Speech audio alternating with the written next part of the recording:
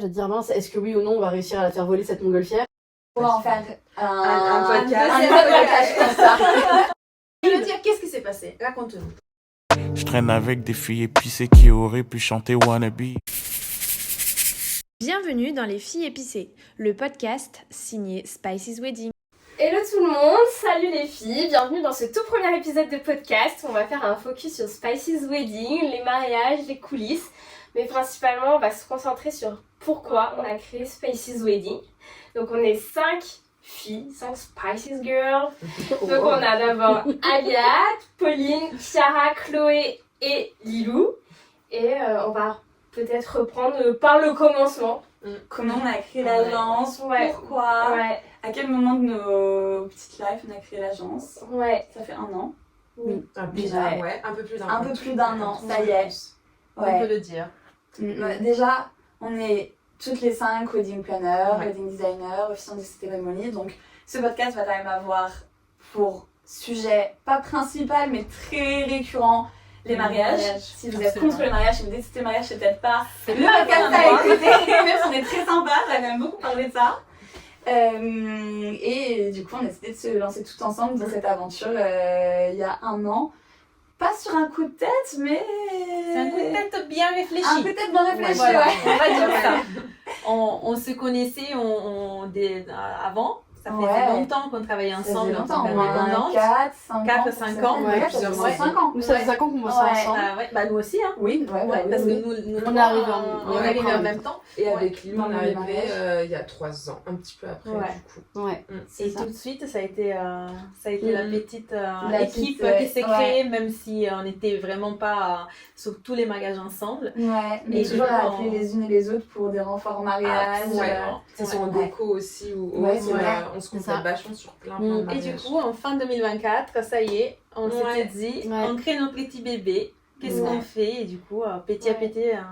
C'est vrai qu'avant de se croiser sur les mariages en tant qu'indépendante, à s'appeler à droite à gauche, on s'est dit que ça avait peut-être un sens de monter notre propre agence, notre propre structure, former notre propre équipe, et c'était aussi un bonus parce qu'on pouvait toutes se reposer les unes sur les autres. Et puis c'est rare, en vrai, dans le monde du mariage, d'avoir une entité comme ça à plusieurs, où on est toutes au même niveau, où on a ce côté... même si je sais que t'aimes pas le terme, Chiara, bonne copine de mariage, mais très pro.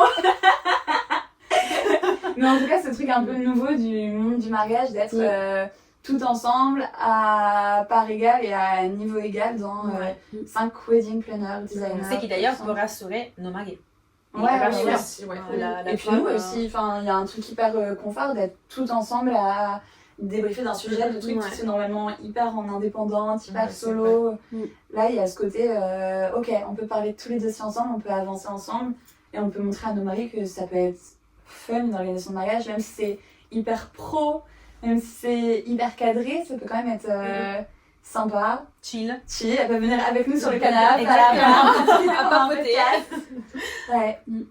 Et la chance qu'on a, je trouve, c'est d'avoir cette même vision de ce qu'on voulait faire aussi, parce que on s'entend bien, on a déjà travaillé ensemble, mais il y a des gens qui s'apprécient et qui travaillent pas du tout de la même façon, qui n'ont pas la même vision du métier. Et là où on s'est retrouvés assez vite, je trouve, c'est justement dans cette envie de faire les choses bien, faire les choses sérieusement, mais de les faire de façon fun. Oui, c'est avec vrai. justement cette image qu'on a qui est très colorée, très peps. C'est un truc qui a été ok direct. Aussi, un design. Je me rappelle plus comment c'était venu. Vous avez fait un petit moment. L'idée de l'agence, c'était tout de suite hyper coloré. Je sais que quand avec lui, on a commencé à parler d'agence au tout début, c'était direct, ok, on a envie de le faire avec les filles et on a envie que ce soit hyper peps, hyper pop, que ça ressorte vraiment le caractère, nos caractères chacune, direct sur le papier, qu'on soit pas sur ce truc un peu blanc, beige, noir, un peu exactement. Qui fait toujours très pro et très élégant, mais qui nous ressemblait pas tant que ça au final. Même et si de on montrer a qu'on peut l'habitude être pro, de faire des mariages traditionnels. Et de montrer qu'on peut être pro en ayant un peu de couleur, un peu de spicy.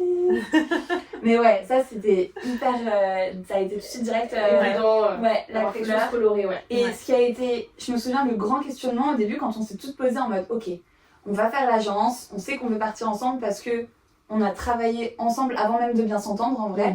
c'est d'avoir cet univers, de dire ok mais on peut pas juste avoir un nom d'agence et juste être wedding planner et travailler ensemble. On voulait vraiment ce truc de... Oui, d'avoir un univers, un storytelling, quelque chose qui nous différencie, avoir ce côté un peu épice, un peu côté recette, mariage sans stress, un peu une identité à part entière qui se retient aussi. Ça, du coup. Elle a beaucoup joué sur ça, le slogan, tout ça, ça se ressent. Et je pense que c'est ça aussi qui a permis à beaucoup de mariés d'accrocher, parce que c'est notre côté un peu décontracté, mais en même temps hyper pro, hyper carré, qui les rassure, mais en même temps ça leur permet de bien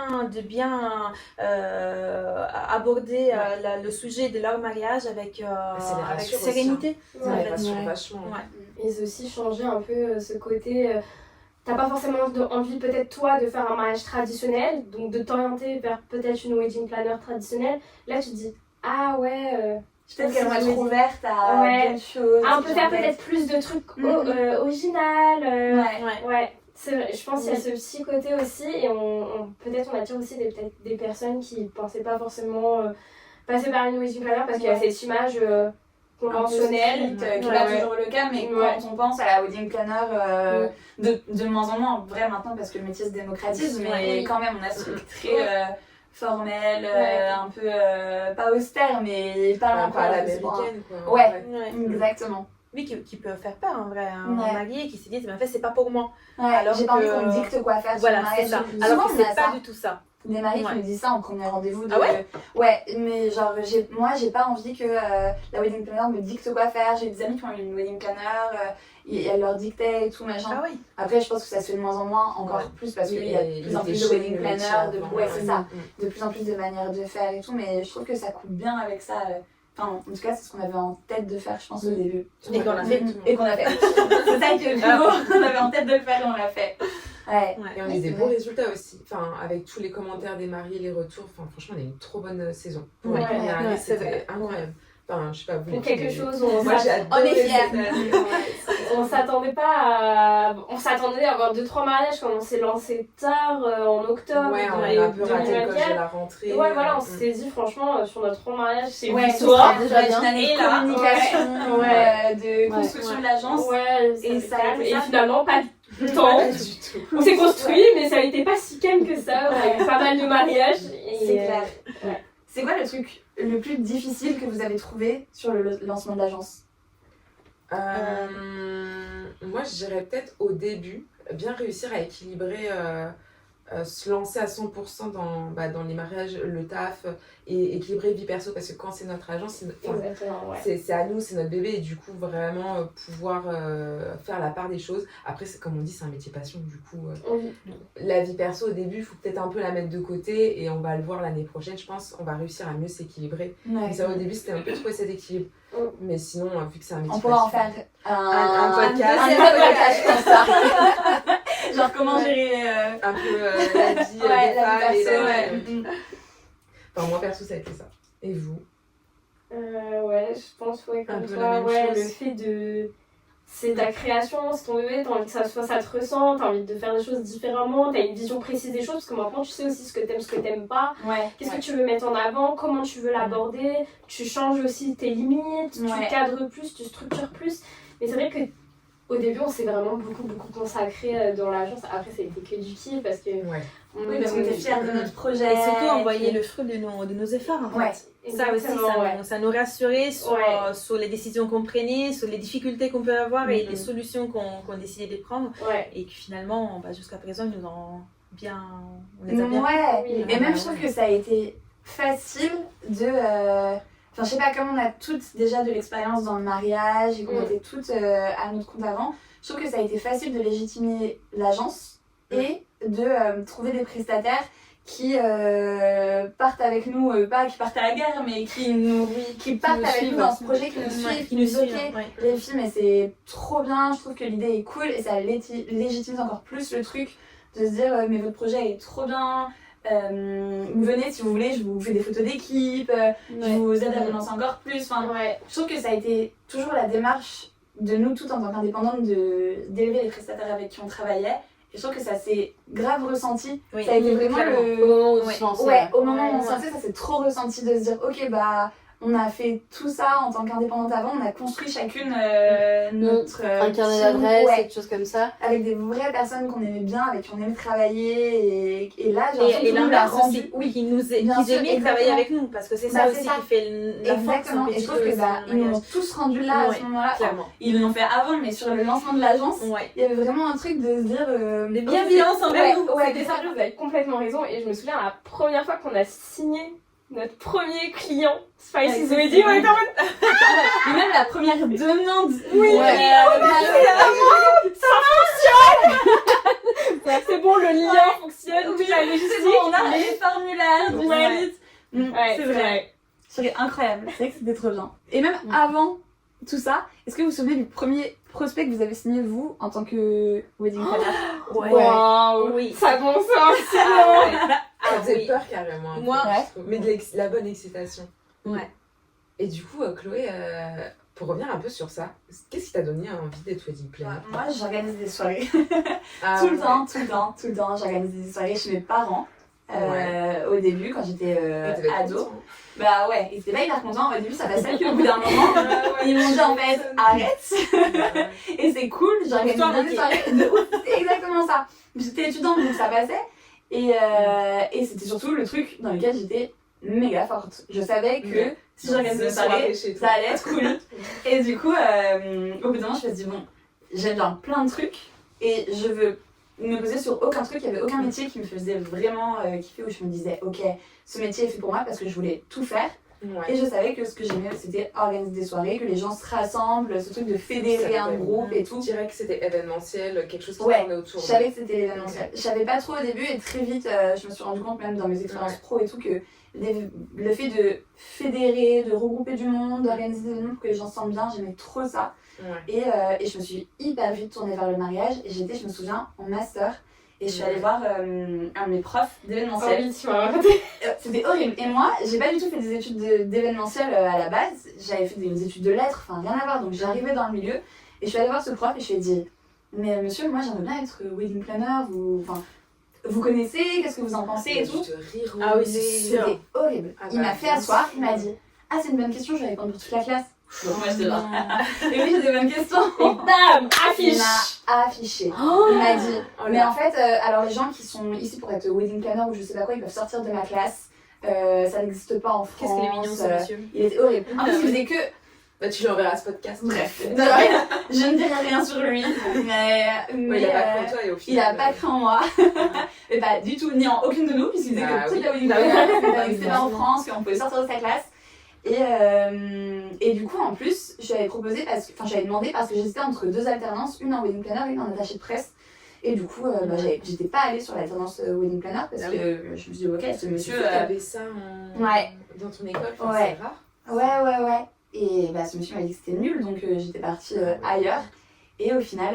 Le destin, le destin, ouais, exactement. Après mes études, je me suis reposée et je me suis dit non, en fait, c'est ce que j'aime. T'as fait directement ça après tes études, du coup. Ouais, j'ai fait direct après mes études ça. Je suis partie un peu voyager, réfléchir à faire ce que réfléchir à ma life. Et je me suis dit non, mais en fait, il faut que j'organise des mariages et je regrette pas, c'est incroyable. Enfin, on fait pas des plus beaux métiers du monde, mais on travaille en tout cas dans l'amour, dans un truc qui rassemble des familles, dans ce que des gens appellent le plus beau jour de leur vie. Donc c'est une pression incroyable et une chance incroyable de les accompagner et même d'être témoin de ce moment-là, quand tu sais qu'il n'y a que leur famille et leurs amis proches qui y sont.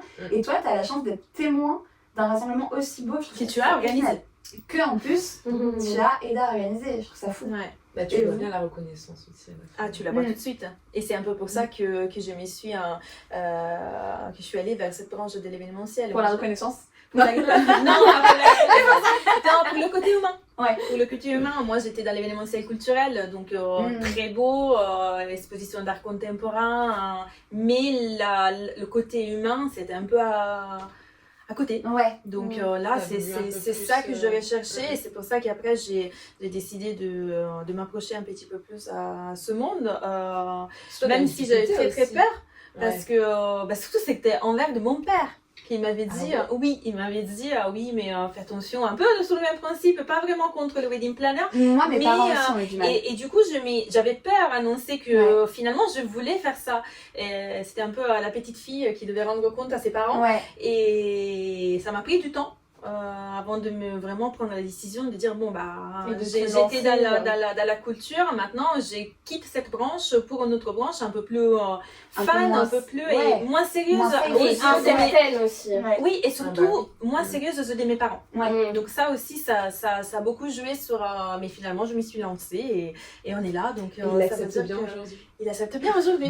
Tu vois, finalement. C'est vrai. Finalement, vos parents, ça a été facile direct. Ils m'ont grave soutenu. C'est vrai. Moi, c'est un peu comme toi. J'y suis allée directement après. En fait, moi, c'était après le Covid. Pendant le Covid. Et du coup, je cherchais un événementiel tout basique. Et en fait, il n'y avait rien. Il n'y avait rien. Ou alors, on me proposait un salaire hyper bas pour travailler 24 heures sur 24. Du coup, j'ai commencé un peu à me renseigner sur ça. Et après, directement, en fait, coup de cœur. Mais je connaissais de nom, mais un peu pareil, le rêve américain. Enfin, je sais pas comment dire, le taf américain et tout. Et du coup, je me suis renseignée et direct, je me suis lancée dedans. Et après, je vous ai rencontré les filles. Mais mes parents, ils étaient toujours derrière moi. Vraiment, dès la sortie de mes études, ils m'ont dit fais ce qui te plaît. De toute façon, il faut que tu fasses un truc qui te plaise. Donc ils m'ont soutenu. Et toi, Lilou? Par rapport à mes parents, c'est vrai qu'ils avaient pas forcément. J'avais pas eu de mise en garde, moi, personnellement. Ou de non, fais pas ça. C'est en mode test. Si ça te plaît pas, ça te plaît pas, tu changeras. Et puis j'avais moi aussi ce confort j'habitais chez mes parents, donc j'avais pas besoin d'avoir tout de suite quelque chose de hyper sécurisé. C'est ça. Exactement, donc c'est ça aussi qui m'a permis d'avoir plus confiance et de tester. Et j'avais pas de pression ou quoi que ce soit, donc c'est vrai que. Et tu vois, moi j'avais pas la pression, en fait, c'était moi qui pensais que mes parents pensaient que c'était pas bien. Je me suis mis au monde de pression. Après aussi, quand tu te lances comme ça à ton compte, au début, tu t'es pas tout de suite payé. Non, donc forcément, ça s'est construit au fur et à mesure. Un deuxième emploi, pareil, il faut le trouver un deuxième emploi. C'est toute une logistique. Donc, c'est vrai qu'au début, tu t'essayes, tu tentes. Après, aussi, je vous ai rencontrés, donc c'était aussi une force, on avait la même vision des choses, etc. Donc ça m'a rassurée, ça me confortait de rester dans ça. Et en même temps, je kiffe, donc je reste dans ça, mais voilà. Mais sinon, comment j'ai kiffé être wedding planner, ce qui m'a donné envie, c'est le film 27 robes. C'est Jade. Vous avez toutes des sources spéciales. Moi, je peux avoir ma propre source. Non, mais cette histoire est quand même stylée. Et c'est ok. Non, ce qui m'a donné envie, c'est le côté un peu où t'es la personne qui est dans le mariage, pas forcément là pour faire la fête, inclus, etc. Mais t'es la personne où il y a un souci, c'est toi qui trouves la solution. Et je trouve ça sympa d'avoir toujours cette logistique dans ta tête de réfléchir et de dire ok, ça, mais la robe elle ferme pas. Voilà, qu'est-ce qu'on fait? Ok, j'ai une épingle, ça sent vécu là. T'as ce truc en fait de ok, hop, ça c'est plié et c'est réglé. Que forcément, des invités sont là pour profiter, ils vont pas venir avec une épingle. Donc, surtout, ils vont paniquer. Alors que toi, t'arrives à prendre sur toi, t'as une vision et tu prends sur toi sans le montrer. Tu gardes la tête froide et du coup, ce côté un peu ok, là la garde elle fonctionne pas, un petit rouleau, on reconnecte les fils et ça fonctionne. J'ai du scotch d'électricien, toujours avec moi dans la poche, c'est bon. Voilà, et ce petit côté en fait un peu résoudre les petits soucis que les mariés ou les invités voient ou non. Je trouvais ça en termes de logistique, etc. hyper intéressant. Après, bien sûr, il y a le côté hyper émotionnel, ça reste un mariage, il y a les invités, toutes les animations différentes qu'on fait à chaque fois parce que, certes, on fait tout le temps des mariages, mais c'est jamais la même chose. Non. Personne n'a le même comportement, on fait jamais les mêmes ateliers culinaires, les mêmes, le même show ou quoi que ce soit. Et donc c'est ça qui est toujours aussi. Tu t'ennuies jamais. Trop bien de. Jamais t'ennuies ce métier. C'est ça. Et toi, Agathe, toi t'étais déjà dans l'événementiel. Et moi j'avais un gros a priori. C'est moi qui avais un a priori sur vrai. Tout à fait. On a chacune des a priori qui viennent de. C'est ça. En fait, moi c'était pendant le Covid, je cherchais en fait de nouvelles missions. Et je crois que j'avais égrené à peu près tout ce qui se faisait sur Indeed, sur LinkedIn, sur tout. T'as pas beaucoup de demandes, t'as des demandes avec beaucoup de... C'est ça, et donc j'envoyais des CV de partout. Et à un moment, je tombe sur une annonce, en fait, on recherche wedding planner, etc. Et le truc, je me dis, wedding planner, c'est pas de l'événementiel, ça. Ah, oh my god! On a fait l'arme! Oh my god! Et je me suis dit, bon, après tout, et encore, parce que je suis tombée dessus un jour et je me suis dit, non mais ça c'est pas de l'événementiel, vas-y, laisse tomber. Donc, premier jour, je ne postule pas. Je dis, bah non, j'ai fait tout, mais ça je vais pas le faire, c'est pas de l'événementiel, c'est pas ce que je fais, c'est pas ce que je cherche. Et au bout de quelques jours, je me dis, en fait, l'annonce était toujours là, et je postulais à tout sauf à ça, et au bout d'un moment, je me suis dit, mais Agathe, t'es un peu con. Ouais, tant T'es pas de passer à côté de quelque chose. Déjà, en fait, tu te fermes une porte. Ouais. Et puis, tu dis que c'est pas de l'événementiel, mais t'en sais rien. C'est pas de l'événementiel B2B comme tu fais. Ouais. Mais ça reste un événement. Donc, t'es pas à l'abri que ça te plaise. Donc, du coup, j'ai postulé. Le hasard a voulu que, histoire de bien me mettre un petit taquet, ce soit la seule qui me prenne le temps de répondre. Qui prenne le temps de répondre sur votre profil nous intéresse vachement. Est-ce qu'on peut se rencontrer, etc. Je fais, ok, cool. Ouais. Et en plus, à partir du moment où on m'a dit votre profil vous intéresse, je me suis dit bon, peut-être que c'est un peu de l'événementiel. Voilà, et ensuite, effectivement, une fois que tu arrêtes de jouer ta puriste comme moi, en mode non, mais ça, c'est pas pour moi, c'est pas sérieux, effectivement, c'est très 27 robes et autres. Ah, il y a eu du jugement. Je meurs.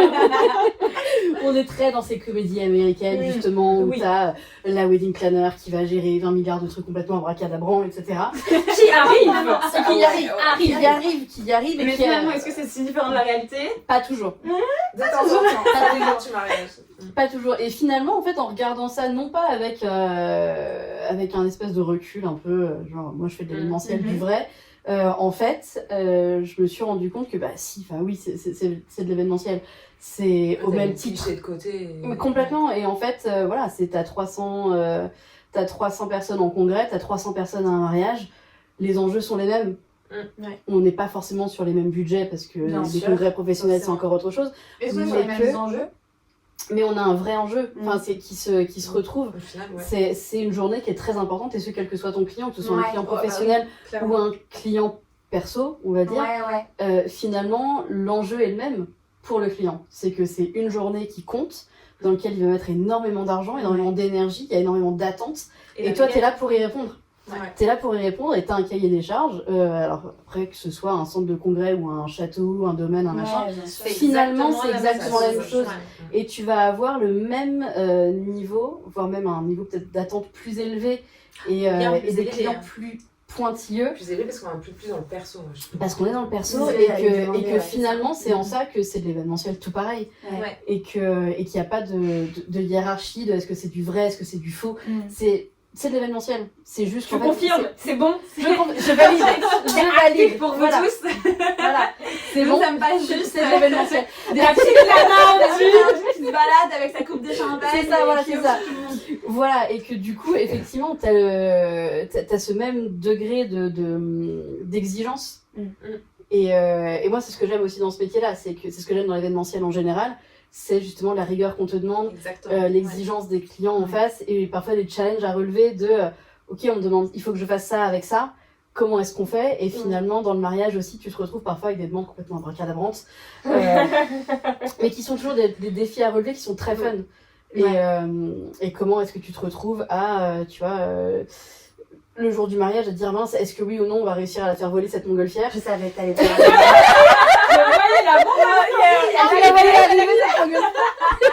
Ça t'a traumatisé. Mais oui, mais c'est terrible. Qu'est-ce qui s'est passé? Raconte-nous. Qu'est-ce qui s'est passé avec cette montgolfière? Parce qu'on ne sait pas. Donc, un couple de mariés, veut une montgolfière à son mariage. Ils veulent quelque chose de très waouh parce que pas mal de base. L'idée est top. L'idée est très chouette, et en plus il y a ce côté, en fait, on est dans les derniers à se marier, donc on a déjà vu plein de choses, plein d'animations, plein de trucs, et nous on veut quelque chose qui sorte un peu de l'ordinaire. Il nous faut un truc et qui nous ressemble et qui soit vraiment waouh. Et ils pensent à une montgolfière. C'était l'un des premiers trucs dont ils m'ont parlé, on veut une montgolfière. Donc on trouve une montgolfière, jusqu'ici tout va bien. Du coup, en fait, cette montgolfière, jusqu'à la veille, le prestataire nous dit ça va vraiment dépendre de la météo. S'il y a trop de vent, ça vole pas. S'il fait trop chaud, ça vole pas. S'il n'y a pas assez de vent, ça vole pas. Mais ils savaient, c'était acté dès le début. Et ça, les mariés l'ont su dès le départ. Et même la veille encore, je leur redis, vu les conditions météo, normalement, c'était quand déjà? Ça pourrait voler. C'était fin juin. Ok, donc normalement, ouais. Donc ça pourrait voler, mais on ne le saura que demain matin. C'est le prestataire qui, lui, décidera et surtout aura du coup avec ces données, les bonnes indications météo et pas juste on a regardé sur la météo de l'iPhone, il fait soleil, il n'y a pas de vent, c'est beau. C'est des données très précises. Puisque effectivement le lendemain matin l'iPhone dit bah oui il fait beau aujourd'hui, il y a très peu de vent, donc on se dit super, sauf que le prestataire appelle, il dit bah non ça volera pas. Et donc là le jour J, tu dois dire à tes mariés bah, on est désolé mais en fait ta montgolfière elle décolle pas, c'est hors de question. Le prestataire ne veut pas. Et c'est là parce que c'est pas sécurisé. t'aide. C'est là et c'est là aussi qu'arrive le challenge, c'est du coup qu'est-ce que tu fais pour contrer cette déception là, puisque de toute façon les montgolfières elles sont payées. Tu peux pas leur dire la surprise il y en a pas. Il va falloir forcément la remplacer par quelque chose. Voilà, et donc du coup, on a profité, parce que du coup, trouver un terrain pour faire voler des montgolfières, c'est encore une autre histoire. Mais du coup, on était, fort heureusement, sur un golf, sur un grand terrain de golf. Et donc du coup, on s'est dit, bah, pourquoi pas en fait garder les montgolfières ici, juste gonfler les ballons pour qu'ils soient en fond des photos, parce que l'idée c'était de faire une séance photo devant les montgolfières. Et donc du coup, les garder comme ça, ne pas les faire voler comme prévu, mais les garder là et proposer aux invités en fait créer l'expérience et faire en fait un petit bar, un goûter avec des boissons fraîches, etc. Et leur faire taper dans quelques balles comme ça. Donc on appelle le golf parce que c'est possible d'avoir un seau avec du coup des clubs, des trucs, etc. Et donc c'est comme ça qu'on a réussi à transformer une absence d'animation en un moment autre, un moment fun. Parce que c'est ça aussi qu'il faudrait dire à ton prof, c'est que nous on fait ça. En fait, on trouve des solutions.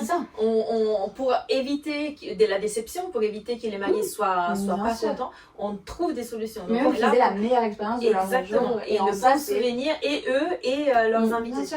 Et au final, ils ont trouvé ça tellement super qu'ils sont arrivés en retard après. Parce qu'ils sont restés hyper longtemps à taper dans les balles. Comme moi. D'ailleurs, voilà, on était toutes les trois sur place, on sait qu'ils sont arrivés très en retard. Mais c'est que ça leur a plu. Pourtant, ils sont arrivés, ils étaient toujours forcément un peu déçus de ne pas avoir eu cette montgolfière, mais quand même contents d'avoir eu ce moment qui était convivial, qui était surprenant quand même, et qui a été un petit moment comme ça, une petite parenthèse sympa, fun et un peu décalée quand même dans leur journée de mariage. Parce que de toute façon, il faut savoir dire non à ses mariés, mais non n'est pas une... Enfin, il faut dire non mais... Oui. Ou alors non parce que et du coup.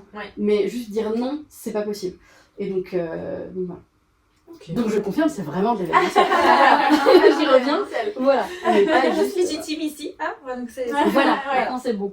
Et du coup, toute la partie event est légitime, mais quand est-ce que vous avez eu envie de faire un peu, enfin prolonger le côté événementiel avec le côté décoration de mariage? Parce qu'on est toutes wedding designer aussi, et que c'était à la base, pourtant, et ça se voit quand on en parle sur le tout début, c'était pas la base au début, c'était pas d'être évident. Non, c'était pas évident. On était très dans l'organisation.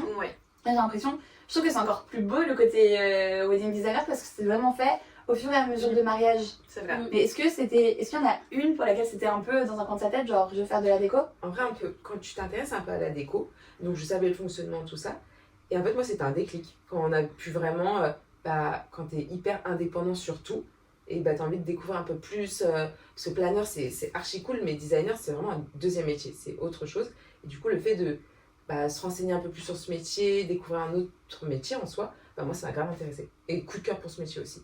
Ouais, moi j'ai adoré, même tu conçois tout. Après, je le trouve, on est toutes très dans le design. Ça, c'est encore aussi un métier. Faire des faire-part, faire des menus ou autres. Et en vrai, on a toute cette compétence. Je sais pas si on est très à l'aise. Après, c'était à force de travailler aussi avec des décoratrices, avec des graphistes. Je sais que. Exactement. Puisque quand tu commences en planeur, tu fais pas de base. Non, mais surtout, tu parles à plein d'autres prestataires. Et du coup, tu travailles main dans la main avec les wedding designers, avec des décoratrices, des personnes qui font un et qui t'apportent. Et je sais qu'en tant que planeur, c'était trop bien toujours d'aller voir la personne qui fait les fleurs, de l'aider. Et du coup, que naturellement, en fait, tu prends de choper de la compétence. Exactement, d'avoir de la compétence sur le terrain avant de légitimer ton rôle de wedding designer. Enfin, c'est justement en ayant pris les compétences, en ayant accompagné à chaque fois les mariés qui font leur propre faire-part, qui te demandent juste au début un tips. puis finalement de faire un peu plus, puis un peu plus, puis et puis finalement, est-ce que tu peux faire le faire? Exactement. Et bientôt, je me rends compte de bah oui, mais en fait, je sais faire, je peux faire, mais du coup, ça va être une vraie prestation parce que je commence à avoir des vraies compétences dans le wedding design en global, donc tout ce qui va être papeterie, tout ce qui va être fleurs, tout ce qui va être décoration, scénographie en global. Ouais. Je trouve que c'est grâce à toi que je suis plus à l'aise maintenant pour faire de la déco. Ah ouais? Moi, je me souviens de la première fois où mes clients n'avaient pas de budget pour du wedding design, mais ils voulaient pas non plus passer par des sites spécialisés de faire part, etc. Un peu sur mesure. Et en fait, c'est venu lors d'un rendez-vous et c'était vraiment... mais on pourrait compter sur vous parce que sur les photos de référence qu'on a vues de précédents mariages, bah on a vu ça là, ce truc là, ce design c'est parfait, c'est exactement ce qu'on veut, on voudrait faire la même chose. Et je me suis dit oh ça c'est Chloé qui l'a fait, très bien.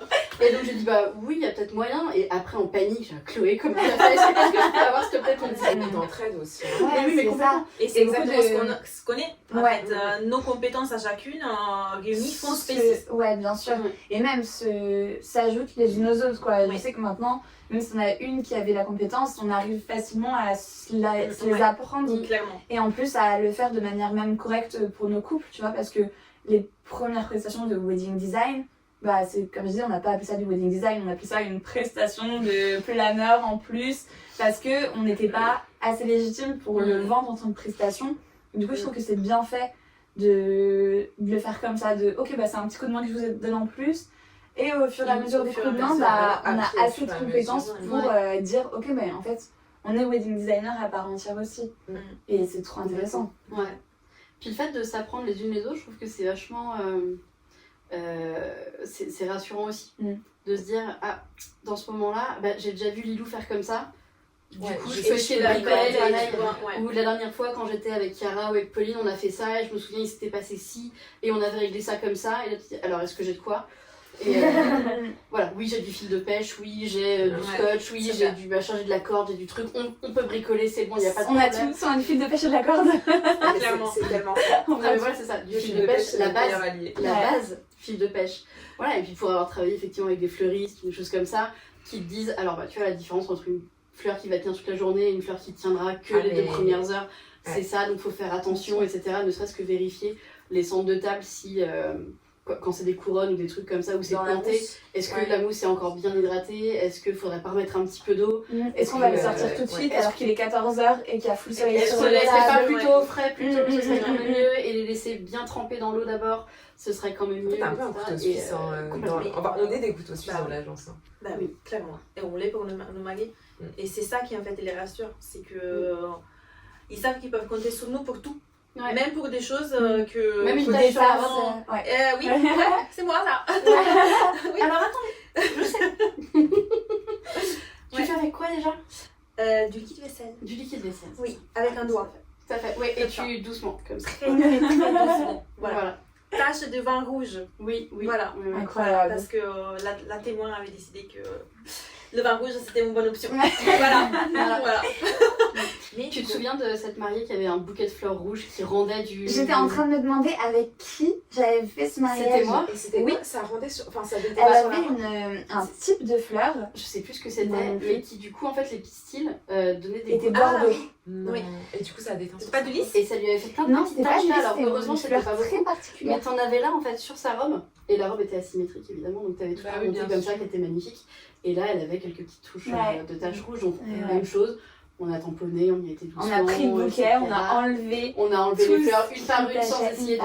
En faisant attention à ce que ça ne détruise pas non plus le reste de la compo. C'était le début du cocktail. Hop, la robe vite fait, le bouquet. Et franchement, c'est le pollen, je comprends. Et dans les 10 minutes, hop, elle avait une nouvelle robe, un bouquet qui tâchait plus et elle est repartie avec son petit cocktail sans problème. Ouais. Mais on a vu effectivement ce moment de panique de ma robe est tachée. Et franchement, elle l'a vue toute seule. On était là comme ça à se jeter, on dit genre, y'a un problème? Ouais, ma robe.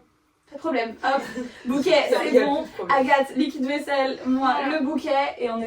C'est ça, c'est exactement ça. Il y a un problème, mais il n'y a pas de problème. Ouais, exactement. Genre, avec nous, il n'y a pas de problème. Dans le sens, on est là. On a déjà vu, on a déjà la solution. Donc c'est ça en fait qui rassure énormément nos maris. Mais vous vous souvenez la première fois que vous avez été officiant de cérémonie? Ouais. Moi, je me souviens, j'avais pas du tout eu le choix. C'était pas du tout un choix de carrière officier de cérémonie à la base. Hein. Au début, j'étais bien sur mon planning, mes designs, et je pensais que j'allais rester comme ça et ça m'allait bien. Jusqu'à ce que j'ai une mariée qui m'appelle un jour. On faisait sa déco et son organisation de mariage. Donc c'est déjà 2 beaux points. C'était un mariage à la maison, il y avait plein de choses à faire, c'était trop bien. Et elle m'appelle un jour en pleurs, en me disant Chloé, ma témoin qui devait officier ma cérémonie habite à La Réunion. Et le mariage, c'est, je sais plus, c'était dans peut-être 2 semaines, quelque chose comme ça. Le mariage dans 2 semaines, son vol a été annulé, elle va pas pouvoir en reprendre un autre. C'est pas possible, niveau budget, ça reste un vol de La Réunion à Paris, c'est hyper cher et malheureusement elle peut pas se le permettre. Donc j'ai plus ma meilleure amie qui est ma témoin à mon mariage. Donc mais j'ai toi. Non mais déjà, c'était même pas une solution à la base. Hein. C'était j'ai plus ma meilleure amie, j'ai plus de témoin, donc faut que j'aille à la mairie et j'ai plus d'officiante, j'ai plus de cérémonie. Et enfin je sais pas comment faire. Chloé, toi, tu le ferais la cérémonie?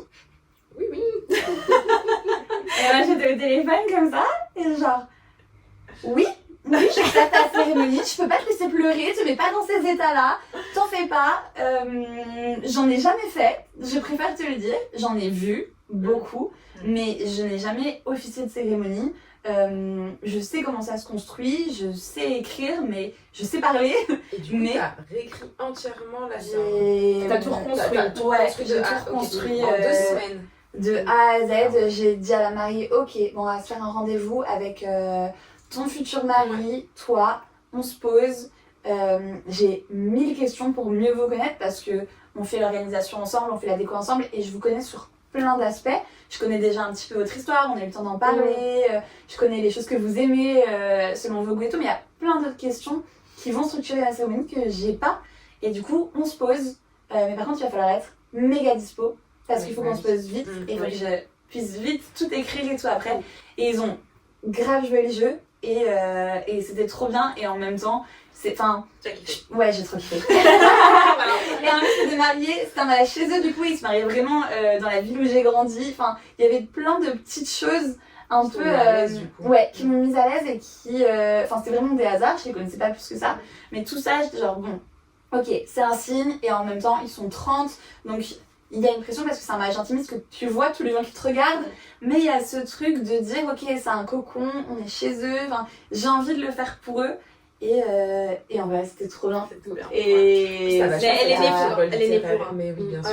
Franchement, c'était trop cool et ça m'a trop donné envie d'en refaire d'autres et de développer plus ça, d'encore plus me renseigner, d'encore plus en faire, en apprendre sur les cérémonies. L'expertise. Exactement, pour être légitime avant de vraiment proposer le service d'officiante de cérémonie laïque. Les gens, ils vous disent quoi quand vous dites que vous êtes wedding planner? Bah, mais non. En fait, moi, je dis pas wedding planner, je dis organisatrice de mariage. Parce que wedding planner, wedding planner, comme ça. Exactement. Mais du coup, t'es wedding planner. Et là, tu dis oui. Mais non, non, ils te disent t'es wedding planeuse. Ouais, oui. Ce qui ne se dit pas, on dit planeur. Par contre, wedding designer, personne connaît. Hein. Enfin, moi, ils comprennent pas. C'est vraiment décoratrice de mariage. Faut vraiment le mettre en français, sinon. Oui, c'est vrai. Mais. Moi, j'ai entendu une fois architecte floral. Oh, j'adore.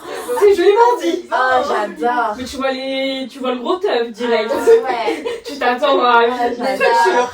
Et en même temps, quand tu vois les compos florales de certains mariages, c'est vraiment des architectes florales. Bref, en tout cas, je trouve qu'on a vraiment de la chance d'avoir réussi une très belle première année. Ouais, tout ensemble. Une belle agence. Une belle agence et une année, je trouve, qui est très riche en rencontres, en mariages, etc. Et ce, aussi bien à Paris qu'à Bordeaux. Ouais, c'est quand même assez impressionnant. Et un peu partout en France. On a et dans le monde. et on va dans le monde aussi. On a bien bougé cette année quand même. Pas que sur nos pôles de Paris et de Bordeaux, mais pour une première année, on a été un peu à gauche à droite. Je pense qu'on peut conclure l'épisode sur cette bonne note. Oui, c'est sympa. On se retrouve très vite pour un prochain épisode. Salut.